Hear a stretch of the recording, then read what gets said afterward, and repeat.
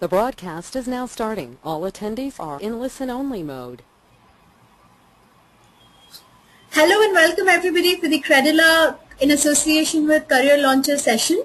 All of you would want to know a little more about your careers post-graduation. What are you all doing right away? We will very soon put in a poll wherein you're supposed to answer what is it that you want to know more about. See, because careers post-graduation, there can be an MS, there can be an MBA, there could be engineering streams, there could be finance streams, there could be art streams. So then we need to understand what is it that most of you would really want to understand about. For the same sake, I, Jayanti Golchha Surana and Mr. Shankar Muralidharan would be helping you. Please, in case you guys have any queries on the same, you can keep writing in your questions. We are here reading your questions as well. We can directly answer it. So, Mr. Shankar Muralidharan, Head of Career Launcher Hyderabad, would talk to you about careers post-graduation. What do you choose, MS or MBA at the moment? If you have any specific queries, please answer back.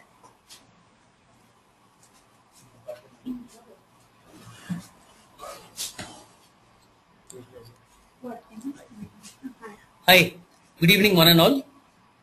Okay, we're going to be discussing regarding career options possible. I understand the crowd is majorly driven, an engineering driven crowd. There would be a few non-engineers as well, but I understand it's majorly a BTech driven crowd. As the topic suggests, MS versus MBA is what we're going to be discussing today. Now, MS as a career, as most of us know, it is very parallel to the MTech program that you do in India. However, when you look at MTech in India, you have a lot of restrictions. Our economy, which is not more than $1.8 trillion, and not much of the money is spent towards research and development. We are not a developed country yet. We are still in the developing phase, given only 65 years of independence. America, on the contrary, is more than 250 years independence. Let's not forget, it's a country which got independence on 4th of July 1775. Their GDP is almost $15+ trillion, and a substantial amount of that is spent on research and development. And thanks to the lack of corruption in that country, rather professional corruption is what we call, much of it actually comes to the universities there. So fundings, they have 4,000 satellites in space, we hardly have 40. Let's not forget the first television, the first LCD, the first laptop, all major inventions come from the United States. Today, there are close to 4,300 universities in the US offering an MS program. That doesn't mean all of them are equally good. Not more than 1,300 of them, 1300, would really be good. Of these 1,300, we have various categorizations. Let's say you have a student who wants to do an MS in embedded systems, or say an MS in VLSI, very large scale integration. So of the 1300 universities in US which are good, there will be close to 200, 250 that will be good in VLSI or embedded systems. Of this 200, 250, around 40, 50 would accept Indians more than the others. Of this 40, 50, around 25, 30 would also provide scholarships. So that is, the way the segmentation is done. Number one. Number two, the education system in developed countries, US, UK, Germany, Japan. Let's not forget and make no mistakes, MS program is offered in the US, in Canada, in Germany, in Japan. Almost all developed countries in the world offer good MS programs in their universities. The selection criteria as against to India, where be it MBA, you have an exam called as CAT, which still happens to be the first and the most important filtration round. Almost 90% of the students who appear for the MBA entrances get filtered based upon the CAT. Or let's say you have an MTech exam called as GATE, or let's say you have an IIT JEE exam taken by close to 14 lakh aspirants, all of them wanting to be, into the IITs or the NITs. But be it the 14 lakh IIT JEE takers, be it the 2 lakh CAT takers, or be it, the MTech takers, the written exam still is given 90% weightage. You have to clear the GATE, you have to clear the IIT JEE, you have to clear the CAT. Unless you clear the return, there is no scope, there is no future for you. You might have a great personality, you might know many foreign languages, you might have done exceptionally well in extracurriculars, you might have been a sportsman all life, doesn't really matter. You primarily have to clear the aptitude test before they consider you further. And these other personal traits come to your rescue in the second and third round, which is group discussions, essay writing, interviews and so on. But the return test holds the single largest, it is the single largest most important proponent and component when you apply. On the contrary, that's India. On the contrary, when you apply to US or UK or Germany, the GRE scores, GRE is what you need to do an MS, or GMAT is what you need to do an MBA abroad in US or all the developed countries. The GRE scores or the GMAT scores for study abroad, MS or MBA programs, the written exam scores are given 25, 20, 30% weightage depending upon the university. What a good GRE score ensures, it helps you get scholarship assistance and funding assistance. That's the only thing it does. Which means when it comes to admission, GRE is just a necessary but not a sufficient criteria to get into one of the good universities. A good GRE score might deny you a seat. A bad GRE score might still get you the much wanted seat, because 70 to 80% of the weightage does not go on the GRE at all. So what does it go on? It goes on, number one, the profile of the student. You have to write an SOP, statement of purpose, which could be 500 words, 2500 words depending upon the university. The SOP has to be structured. In fact, we at Career Launcher, when we train students for statement of purpose, recommendation letters, visa guidance, scholarship assistance, the consulting part of it primarily, we find that it usually takes 2 to 3 to 4 to 5 months with 75 to 150 email interactions from the students, iterations I'm talking of, before a good proper SOP is built up. And the SOP has got everything. In India, good academics is good, bad academics is bad. In America, good academics is good, bad academics is not bad. When I say US, I'm talking of all the other developed countries also. I'm saying US primarily because be it technology, be it manufacturing, be it aviation, be it software, it is the hub. Yes, there is Germany, which is good for a few courses like manufacturing. Yes, there is Singapore, which is good for a few finance-based programs. Yes, there is UK again. But the amount of diversity you get in US, there are kids from 40, 45 different countries who study in even the average universities in America. That kind of diversity and open-mindedness, make no mistake, it's the world's oldest democracy. So that kind of diversity and open-mindedness you will not find in any other country, be it a Canada or be it a UK or be it a Germany or be it a Japan or be it in Australia. That's where US becomes the first preference. Having said so, we would like aspirants to apply for 10 to 12 universities when it comes to MS. Of these 10, 12, maybe 8 or 9 are typically American, and the remaining 4, 5 could be non-American. You might apply to a few universities which are from Australia, from Singapore, from China, from UK, from Germany, depending upon which course you want to get into. But irrespective of the country which you apply, most developed countries, the GRE score is given 25-30% weightage, as I mentioned. 70 to 80% of the weightage does not go on the GRE score. Almost 35 to 40% of the weightage goes upon the SOP single-handedly. So SOP is going to be a make or break document. The SOP covers a lot of things. Number one, for people who have failed in a certain subject in school or college, and explain how that failure actually helped them get mastery over that subject. SOP is a tool for doing that. Also for people who want to add their extracurriculars, their balance effect. For people who want to actually mention that they were in sports, they have learned foreign languages, they have been into co-curriculars, they have done paper presentations, they have done many things which the education system in India does not appreciate as mandatory or compulsory. They have done those things, some because of the system, some in spite of the system. So those things have to be added in the SOP. Nutshell, SOP talks about 4 things. A, the candidate's strengths. B, what we're doing in MS, the candidate thinks he will contribute to the global economy, the Indian economy. C, understanding of the subject in which he wants to do an MS. And D, and most important, what way doing an MS from that subject he sees himself in the next 5 years, 10 years, 20 years, his short-term, medium-term, and his long-term plans. That's what the SOP completely covers. It will talk about the hobbies, the extracurriculars, the interests. But again, it is not about having the points. It's about putting those points in the SOP. It's about getting it structured. It's about starting with good quotations. It's about writing about the subject. So we call it structuring of the SOP. Structuring takes time. It needs good direction. It needs good guidance. That's the SOP for you.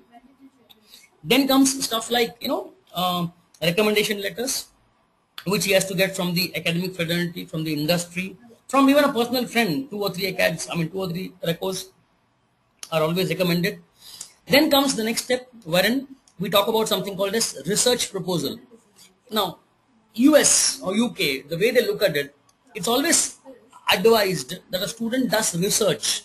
Now, research may not be on his specific area in which he wants to do an MS. Need not be that. For example, let's say a student who wants to go to MIT for doing an MS in computer science.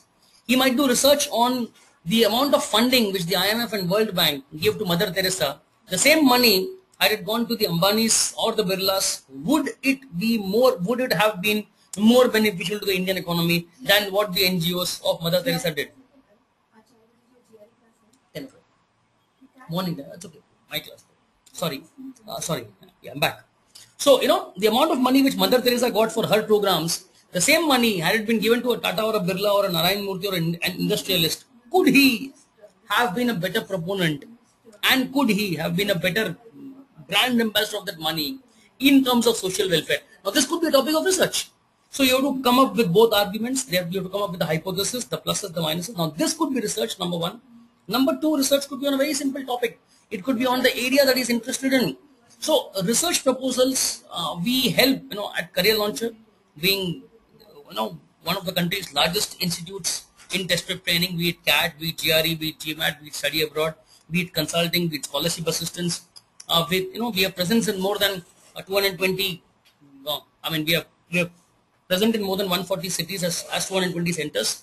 And what we do at CLS, we help the student identify a topic of research. It could be concerning his subject or not concerning his subject.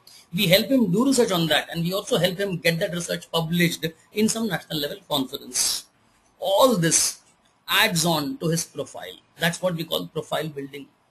The profile is given 80 to 90% weightage in some universities, and some universities it's given 65-70% weightage.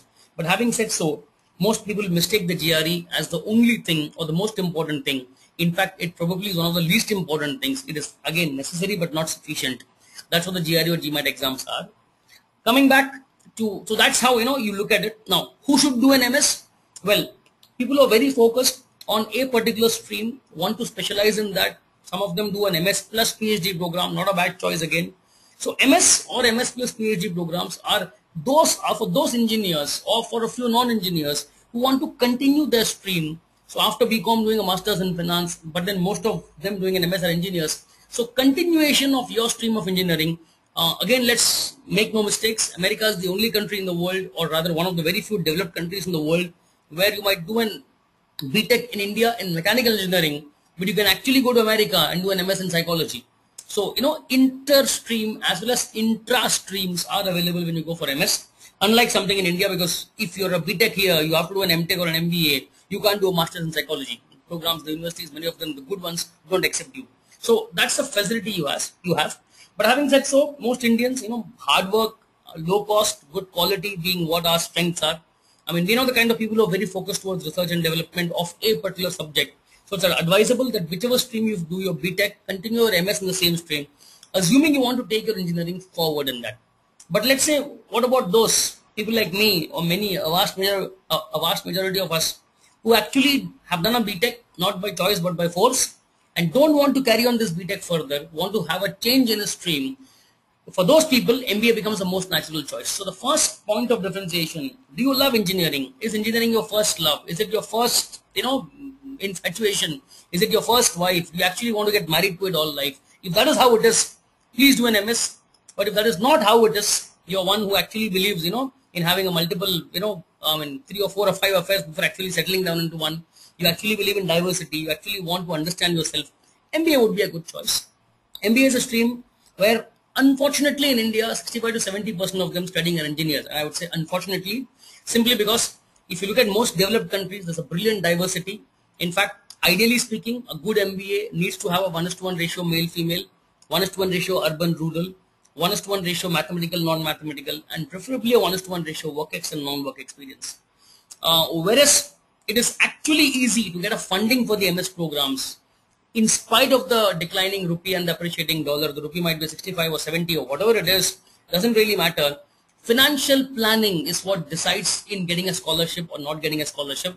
So if you plan well in advance, 1.5 to 2 years before your BTech gets over, take the GRE in the first 3-4 months, follow it up by proper pre-application reading, follow it up by proper SOP preparation, admission consulting guidances, research proposals, then get the profile in place, meet the deadlines and apply soon. Scholarships should not be a problem. Honestly, an MS can be more economical than doing an MBA. In fact, than doing an MTech in India, because MS you get grants and scholarships.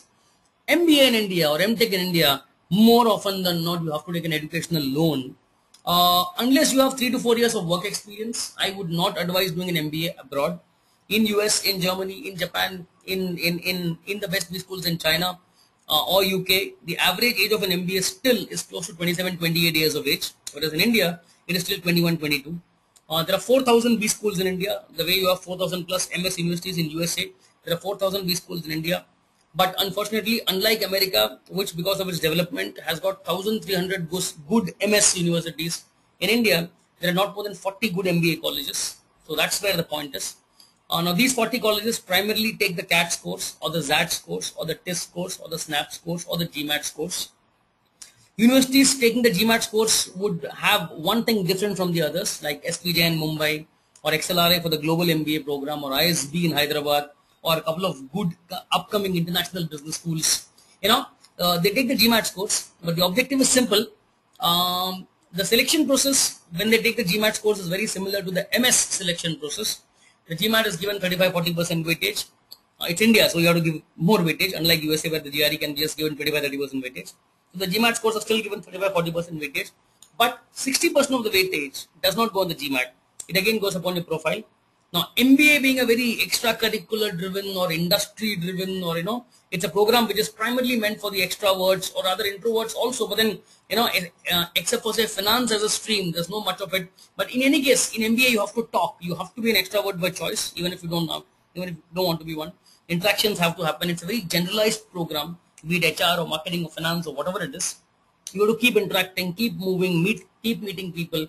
So your profile before graduation or your profile during graduation or your work experience before joining an MBA becomes important. So 65-70% or rather 55-60% of the weightage would go on your profile, very similar to the way it is. The only thing which is not mandatory in MBA is research proposal, because MBA is not a research-based program. It's a practical industry orientation-based program. In fact, it's among the very few programs in the world which, number one, builds your personality. Number two, bridges the gap between academics and industry. Number three, and most important, fills you with the right mix of practical and theoretical knowledge. And that's where entrepreneurship becomes very important. Most good Indian B schools today, they are good with respect to management, but not all that good with respect to entrepreneurship. We have a few upcoming B schools which will talk about and about to launch entrepreneurship programs on a very big, large scale. But having said so, the only way you're going to prevent you're going to contribute to the Indian economy and prevent disasters from happening further by playing your part, the small little part today, which tomorrow might become big, is when you get into entrepreneurship. So coming back to this, MBA is primarily an entrepreneurship driven, leadership driven, management driven, administration driven, practically oriented program, industry based program. So the student acquisition, the academic interface, the corporate relations of whichever B school you look at, especially the good B schools, I'm not talking about the bad ones. The good ones, they're tilted towards finding up how mature you are, your personality. So the GMAT based B schools in India, the SPJs, the ISBs, and the few upcoming B schools, international B schools, they would look at your profile. But sadly, the other B schools in this country, say the IIMs, the IITs, the XLRAs, the FMSs, they still look at the entrance exam as the first elimination point. There are 2 lakh students who are expected to appear for the CAT this year, maybe slightly less, but around 2 lakh of them would be doing it, out of which 90% or 85% would get eliminated based upon the first round called as CAT. Others who clear the CAT, again, there's no guarantee of doing an MBA from a good B school because group discussions, essay writings, and case studies are here to stay. But having said so, 65 to 70% of the energies and the efforts, I would see, would be concentrating on the return exam called as CAT or SAT or TIS or SNAP. Whereas 35-40% of the weightage also should go upon the other things. MBA is more about reading, so to read a lot, read about business magazines, read economic times, understand what's happening, comment about the socio-economic context shaping up worldwide for companies and managements, talk about those kind of programs as well. But then yes, except for a few which are, the GMAT centric B schools, I'll talk about this. Except for a few which are... Yeah, wonderful, yeah.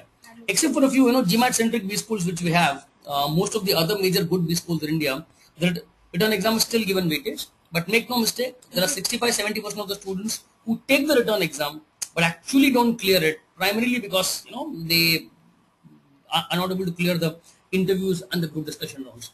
Guys, now what we'll do is this. We have a lot of questions which have been coming.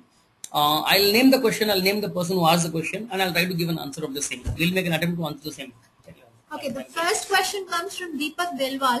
He wishes to understand, can a student from a non-technical background pursue an MS instead of MBA? No. Okay. Oh, very well. Yes, why can't you? Suppose you come from a finance background, you can always pursue an MS in finance. It's not that finance can only be pursued with only if you pursue an MBA in finance. For example, even if you're an eco student, that's economics, you can still pursue an MS in economics. You can pursue an MS in international trade or an MS in foreign trade. So it depends on which course subject that you come from. I hope your query is answered, Deepak. In fact, there are wonderful universities both in Europe and in the US wherein you have very, very good specialized programs for the kind of subject that you would prefer to choose. Next question comes from... One second. And Deepak, just to add to it, if the orientation is research and academics and consulting primarily, you should go for an MS. If the orientation is practical knowledge, industry, entrepreneurship, leadership, then you should go for an MBA. That's the basic difference. We firmly believe that an MS in finance or an MS in eco would not help you so much as an MBA in finance would help you in. And that too, doing it from the right institute, that is a bigger institute. Okay, now the second question comes from Sai Charan Teja Gopaluni. I'm currently pursuing BTech in ECE. I want to opt wireless communications and masters. Can you furnish me with its careers rise in job perspectives? Okay. Sai Charan, see, your question is very specific. You said you want to opt for wireless communication and masters. See, to be honest with you, every industry or every job or every sector has its own plus and minus. Jute mining, refining, petrochemicals, bulk drugs. Now, these are industries which are considered by many experts today as industries which don't grow at more than 20%. They're not as lucrative as software or retail or real estate. But you still have companies performing very well in that. And if you look at the number one company in jute mining and the number one company in software, the profitability would almost be equal. The return on capital employed would almost be equal. The NPV would almost be equal. So there's nothing called as good industry, bad industry. There's nothing called as good careers, bad careers. God forbid, even if one of us happens to become a sweeper, we need to make it a point that we become the best sweeper the world has seen. So don't worry about any industry or any career. If you have an interest in that, please go ahead. Okay. Now, to answer your specific about wireless communications, you see companies, there were almost 6-7 years back, Hyderabad as such was flooded with companies of wireless communications. You had companies from Tanla coming into India and then hiring a lot of ECE grads, hiring a lot of EEE grads for the same. So electronics and communications is a wonderful career ahead, Sai Charan. There is no thinking back for it. If you see a Vodafone today or an Airtel today, earlier was only into mobile technology, but now has also moved backward to landline and has also moved forward to DTH or a wireless internet base. So everything, the Wi-Fi today, anything that is very convenient, which is a wireless base, has very good opportunities. There's nothing to think back about. Next question. Rajesh Solkar. Hi, for undergrad in US, September 2014, I am giving my SAT on October 1st. When shall I start to apply and how do I know which university suits my SAT score? Rajesh, if you're in Hyderabad, please come down to our Himayat Nagar Center and see us, because this is a question which is very, very exhaustive. The answer to which needs to be very exhaustive. We would really want to help you on this. Otherwise, you could always mail us personally on our ID, jayanti.golchha@careerlauncher.com.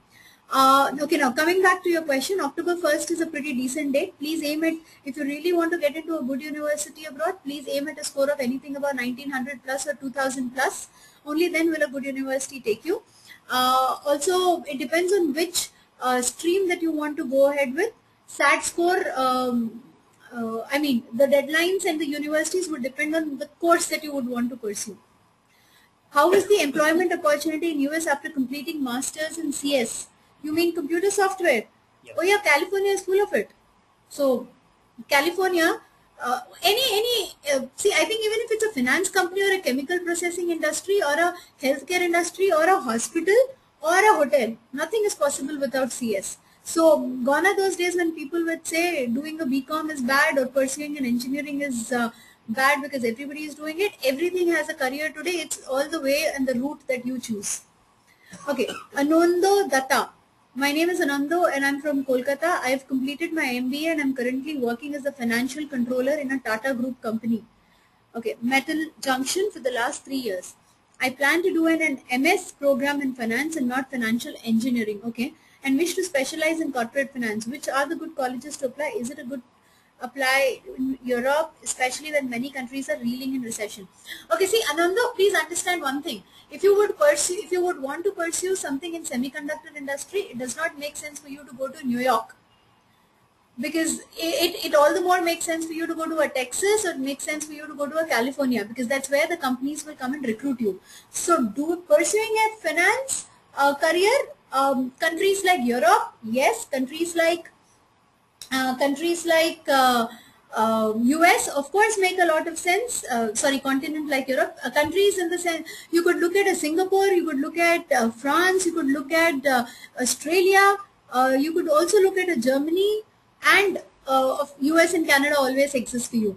Now, we strongly recommend that you pursue an MBA in finance and not an MS in finance, because if you wanted to pursue financial engineering or an insurance or an ombudsman kind of an actuarial sciences kind of a career, then MS would have been a better one for you, because that is a very that is deep related, research related kind of an area.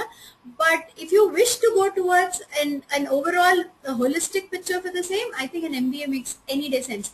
For the kind of career aspects that corporate finance has opened up, please go towards the countries which are very famous for its financial markets, like you have Singapore, you have Hong Kong, you have London, you have New York. See, you have a New York Stock Exchange which is famous. You have a London Stock Exchange which is famous. You have Singaporean markets which are famous. You also have Korean markets which are famous. So please pursue a financial career in those countries where the finance is always at a boom. For example, Hong Kong. Doesn't make sense for you to do something in India. I hope this is done. Rajesh Solkar. Sir, do you think work and study MBA in US students will get a job within 3 months of starting the course in US? Okay. See, Rajesh, once again, I think you're asking this for somebody because you just now asked for SAT, you asked for MS, you asked for MBA. Looks like you have too many doubts or you're confused. Okay, MBA, if you start pursuing from a very good college, rather than opting for scholarships, there are wonderful research assistants or research guides kind of jobs, kind of assistantships which have opened up. So once you complete your 3 months in a particular college, then you start assisting the teachers in research or any other kind of an administrative work. So that is a wonderful or a better option than scholarship, because most of the universities these days are restricting themselves on scholarship, but are encouraging people to work in the campus with the faculty. So that is where within 3 months you can start working. I also see a point below that I am a born engineer. When should we appoint an academic counselor for helping us through the admission process for MS? How do I finance my own education being an international student? What kind of opportunities are available? Rajesh Solkar, there are almost 6-7 questions broken up from your side which have come. It is about MBA, it is about MS, it is about SAT, and you also tell me that you are a born engineer. Please once again write and tell me very clearly, is it an MS or an MBA that you would want to detail on? If you are a born engineer, you have as Mr. Shankar just clarified, if you have a born tilt towards research, please go on with your MS, otherwise let's look at an MBA. So please rewrite your question in one point and send us again. Swati Reddy. Bhardwaj Pandyala, will there be hurdles for a student of EEE doing MS in CS? No, no, they will not. It won't be. You have to justify what you do. If you're living, if you're breathing, justify why you're breathing, why you're living. At the same time, if you want to, whatever you want to pursue, you worked in BPO for almost 2 years, and you want to, if you have worked in a BPO for 2 years and now want to shift to a CS kind of an industry, please first help us clarify, justify and clarify yourself why you want to make this shift. What in the past 2 years have made you change your career options? This will help you. If you're able to justify that, any university will be ready to take you.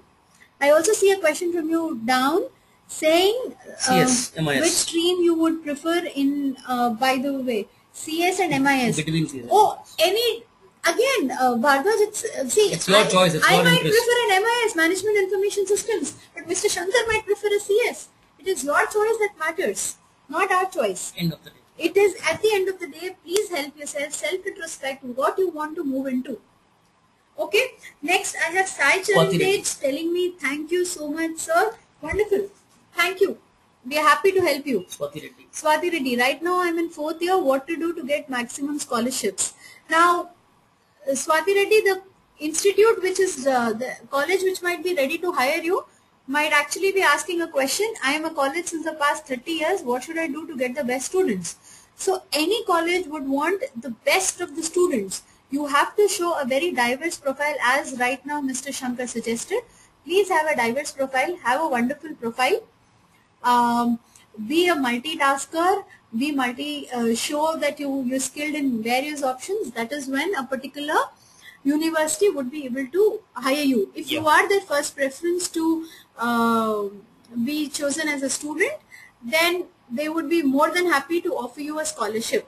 Every candidate today wants a scholarship without understanding how much eligible are we to get into that particular university. So please do a little bit of self-thinking. And Swati, just to add to your point, see, scholarships are usually on a first come first serve basis, and financial planning has to be good. We usually advise students who are in 3rd year to join us as soon as possible for the GRE and the consulting thing. You happen to be in final year, never mind. Go to one of the good CL branches near your place, wherever you are, to be Calcutta, Bombay, wherever you are. Go to a CL, go to a career launcher institute near your place. Okay, approach them today because you're already late, almost 6-7 months late. The probability of you going with scholarship in 2014 August September may not be very high. Having said so, 2015 January February spring intake with scholarship seems to be highly likely. Scholarships are primarily a property of how much time you devote in the right direction and how much and who's the right consultant. As Rajesh asked some time back, whether you need to have a professional counselor to help you. Yes, you need to have someone professional who sits with you, who helps you. Right from the pre-application reading to the GRE scores, booking your date, to the scholarship assistance, to the visa guidance, to the university selection, and so on, so on. As I mentioned before, some universities accept Indians more than the others. Some universities have more seats in spring compared to fall. Some universities are more bound towards giving scholarship compared to others. So, lot of research has to go in. We call it pre-application reading. You definitely need one good consultant or a group of good consultants who can sit with you and do it. Needless to say, even the statement of purpose has to be vetted and proved by at least 4 or 5 experts, or one expert who's been doing it for some time, with whom you can actually bond professionally and get the best out of it. Yeah. Next question. Shiva Kiran. Swati Reddy, please look at the TA research assistantship as well. Shiva Kiran. Shivaram Muralidharan, your question is, Shivaram, can an average student who is just average in acads, co-curricular activities and financially hope for scholarship for MBA outside India? In an average university, yes. In an above average university, no. And see, just to add to it, MBA abroad in a good university is primarily a property of work experience. So if you have the work experience, write to us, we'll help you out with that, number 1. Number 2, let me categorically tell you this. There are more number of people who are average who have become extraordinary than extraordinary people who have remained extraordinary. So, I'm not trying to be philosophical, but honestly speaking, average people can do above average things. Just make it a point that you have the determination and get the right people to help you out with this. Okay? Yeah. Then we have Shiva Pratik Kulkarni is trying to say, what does it take to do MBA in top 4 top B schools like Wharton, London Business School? How much does it cost?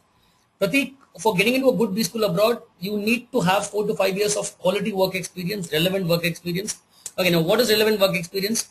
Helping your dad in his Kirana store business for 5 years, is that relevant? Yes, it is. Working in a call center for 5 years, is that relevant? Yes, it is. The BPO industry contributes more than $100 billion to our economy today. Software asset is more than $200 billion. Any experience is relevant as long as you can justify what you have learned from that and how is it that you portray your past and your future and synchronize them together. That is what is more important. So if you have 4 to 5 years of work experience, do write to us. That is when MBA abroad can happen. Otherwise, think of a good MBA from this country and you can take this forward. You also spoke about the scholarships. Yes, it costs really high doing an MBA abroad. It might cost you anywhere from 30 lakhs to 75 to 80 lakh rupees. Having said so, good GMAT score around 720, 730 plus out of 800. Lot of time you give to the consultants to apply. Apply 1 or 2 years in advance. Proper financial planning guarantees you a scholarship as long as you have a good GMAT score and proper financial planning. In fact, MBA abroad can be more economical than MBA in India as long as you plan the thing in advance. Then we have Shivakiran. He says, sir, I'm doing BTech third year civil. I want to go for MS, but I'm financially not sound. What do I? Okay, Shivakiran, as I've told you for the nth time now, it is a matter of proper financial. It's a matter of proper financial planning. Doing an MS abroad can be more economical than doing an MTech from India. It's all a matter of proper financial planning. In US, you don't study for more than 20 hours in a week. The remaining time you can devote to your work experience there. You can do part-time jobs there. You can do research assistantship jobs there. You can do good jobs. I'm not asking you to work in petrol pumps or work in McDonald's or Pizza Hut. I'm asking you to do good research assistantship jobs with the professors. You don't need to study for more than 20 hours in a week, number one. Number two, you don't need to also put the amount of academic pressure which you have the way it is in India. So you have enough time to balance yourself. So don't worry.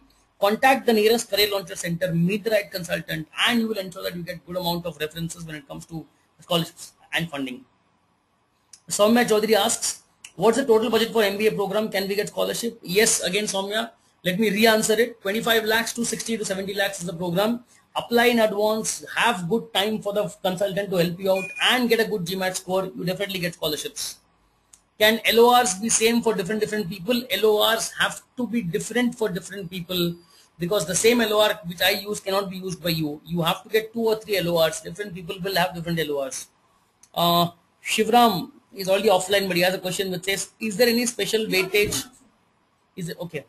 Okay, then we have this question asked by Mr. Rohit Sawant. He says, there are some universities in Canada which provide courses like MM in OR.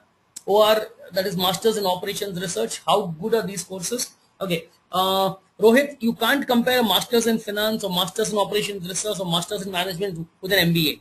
You just can't compare them.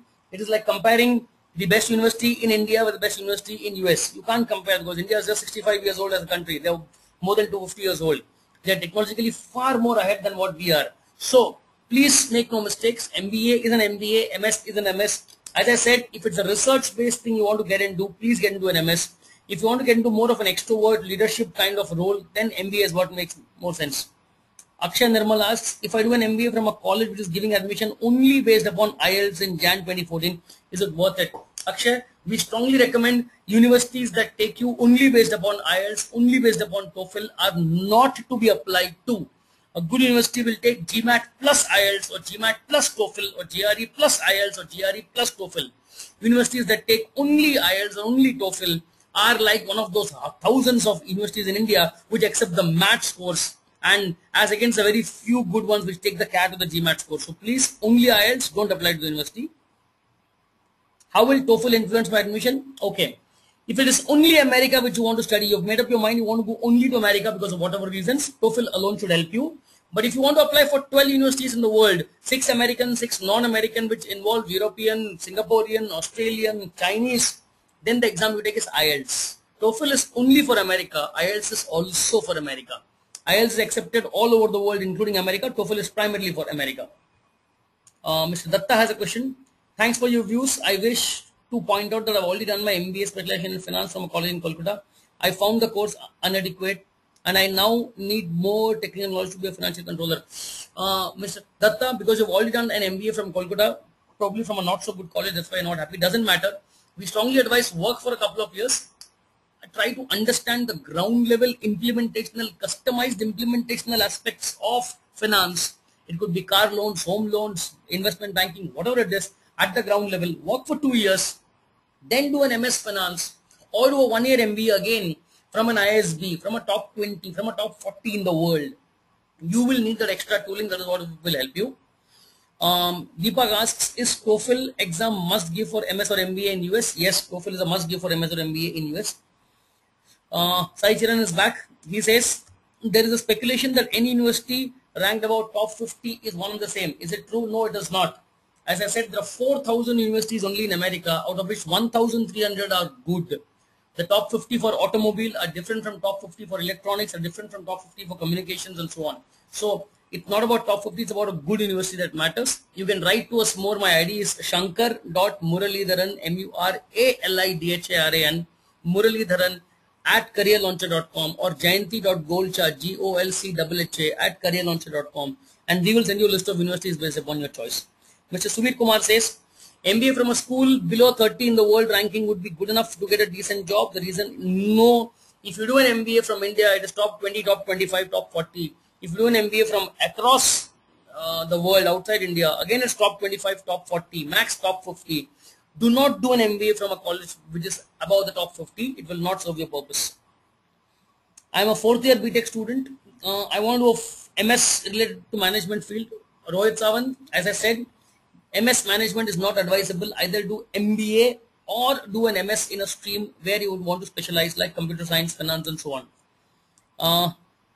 Does getting into a summer/winter intake Europe actually affect chances of getting a job? Is it advisable? No, not at all.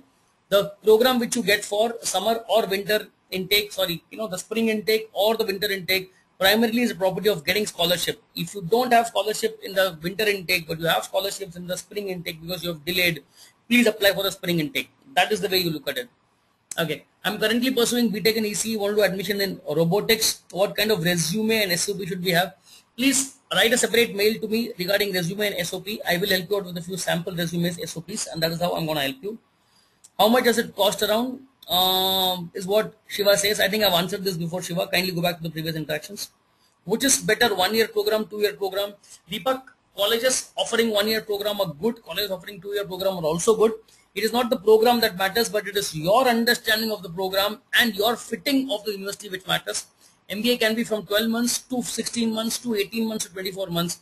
The university has to be good, as in good ratio male-female, good ratio urban-rural, good ratio mathematical, non-mathematical, and so on. That is what matters. Does Career Launcher have GMAT coaching in Baroda in Gujarat? Yes, Career Launcher has branches in Baroda in Gujarat. You have to get in touch with them. And obviously, yes, they would be having a good GMAT program. Just get in touch with those people there.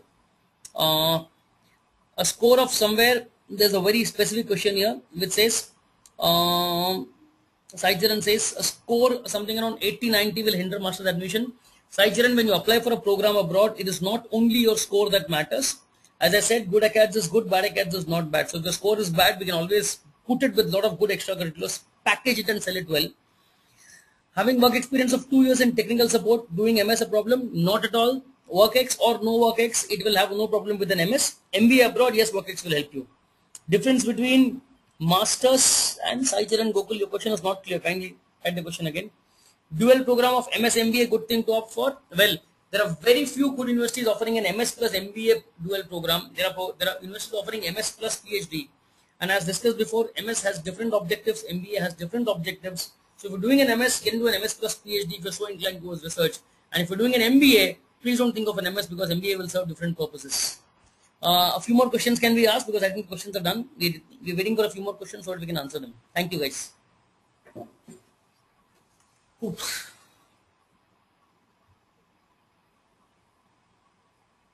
Let's wait for a few more questions.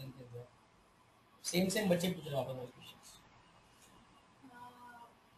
Sorry, no, I didn't go. Okay.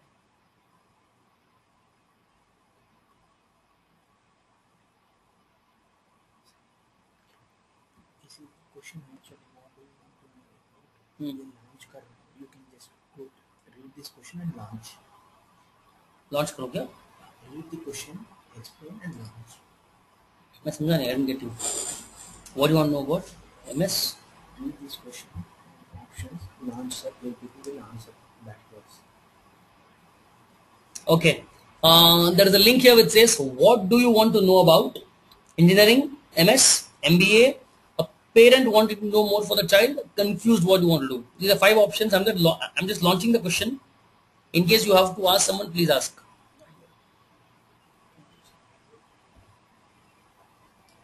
क्या वो? अभी आएगा ना? हाँ.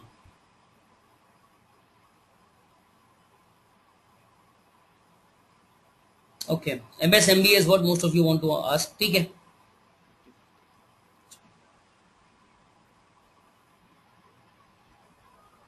Okay, I have a question from Mr. Rohan Shetty. It's a very specific question. I finished BTech in 2013 with ECE, 77% in. I want to do an MBA in finance from USA. Also wanted to do a CFA.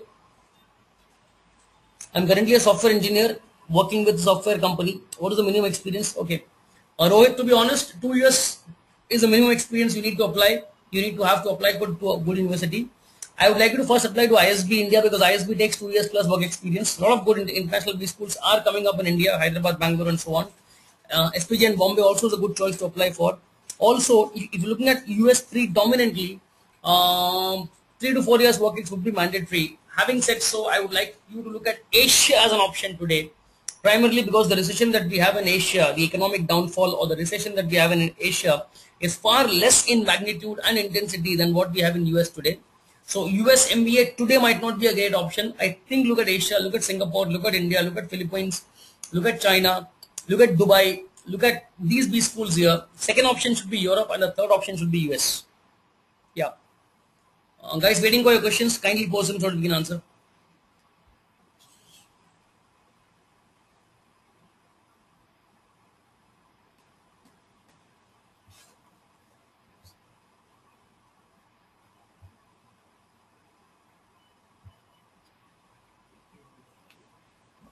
Yeah.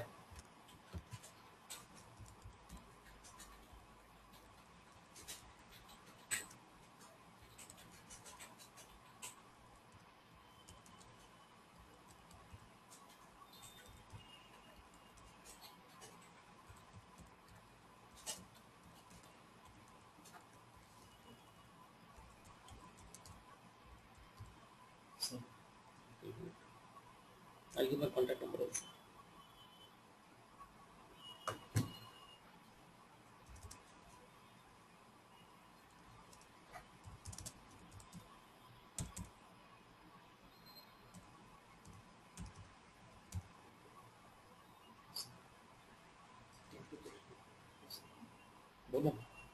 Yeah, guys, I've given my email IDs, myself and my colleague Jayanti's email ID and also my contact number. I've posted both of it.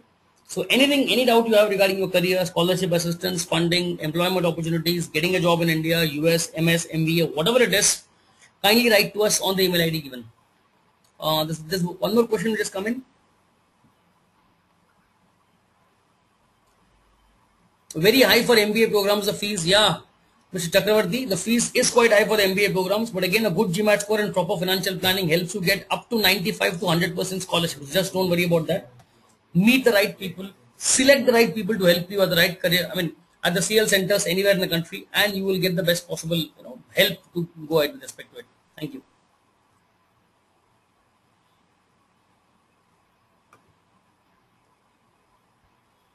Hi, the school's ranked at 50, claim average salary is 90,000.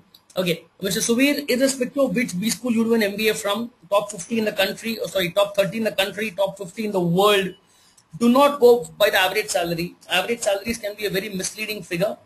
You should be looking at the kind of learning, the academic interface, the corporate interface, and the kind of people who study with you in peers, and I mean in terms of peers and the faculty.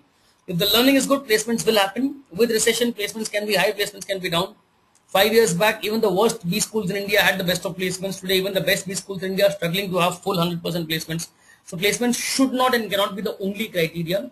If the learning is good, Harvard Business School, established year 1908, oldest and best B school in the world, does not even have a placement cell. In fact, the students are so well trained that usually within 9 or 10 months of the MBA commencing, they get internships. And within 2 years of the MBA, I mean, the moment the MBA gets over, they have jobs in their hands. So don't worry about, don't be very, obsessed with the kind of packages you get. Okay.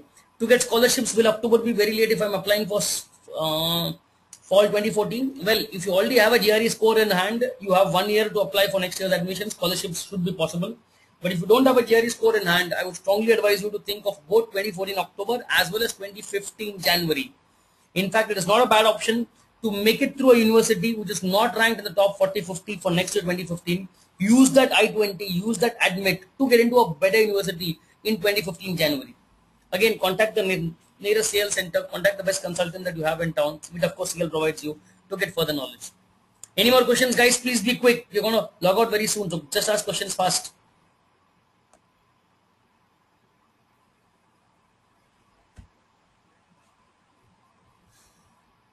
Yes, Aitan Teja, tell me.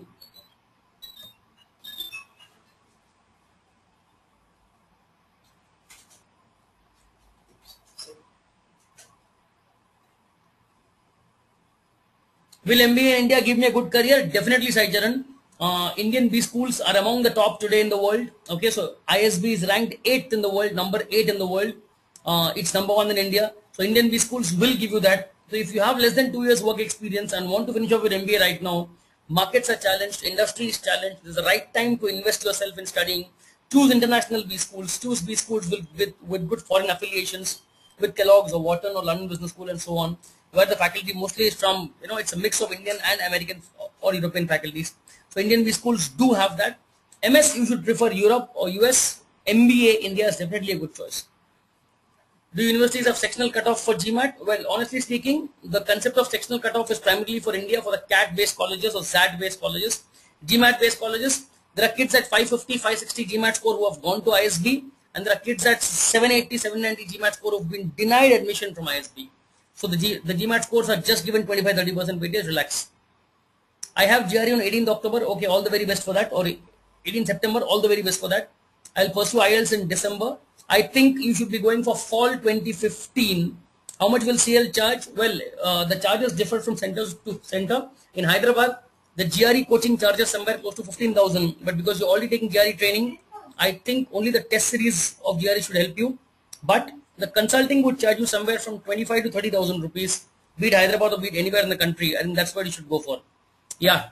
Thank you so much for your questions coming up fast, guys. Be quick. How different is Rohan Chetty? How different is MS Financial Engineering different from MBA Finance? Rohan, again, MBA Finance is MBA Finance. You can't compare MIT with IIT, however good it might be. Please understand, you can't compare Harvard with IIM Ahmedabad. MBA Finance is like Harvard. It's like, and of course, MS Financial Engineering is like, doing it from an IIT or doing it from an NIT. So obviously, it's any day. And these are different things altogether. It's like comparing a movie screen with a television screen. You obviously can't compare them, right? Yes, the same Amitabh Bachchan comes in both, but movie screens always movie screens. So obviously, MBA programs are much better. Extracurricular activities like sports, side and extracurricular activities like sports, yeah, not for coaching but consulting. Only for consulting, we will charge somewhere from 25 to 30,000 rupees. But that involves right from helping you fix your GRE date to the scholarship assistance. It goes on till the day you board the flight and go abroad. So the complete process is taken care of. Yeah, extracurricular activities like sports can be mentioned SOP. If yes, how can? Kindly send me a sample mail. Kindly send me a small mail about the same, Sai Charan. I'll write back to you regarding a few SOP technologies or how should you go about an SOP. That will help you for it. Fine, guys. I think we're off the time. Thank you so much. I wish to see you on mails. Good day. Thank you. Take care.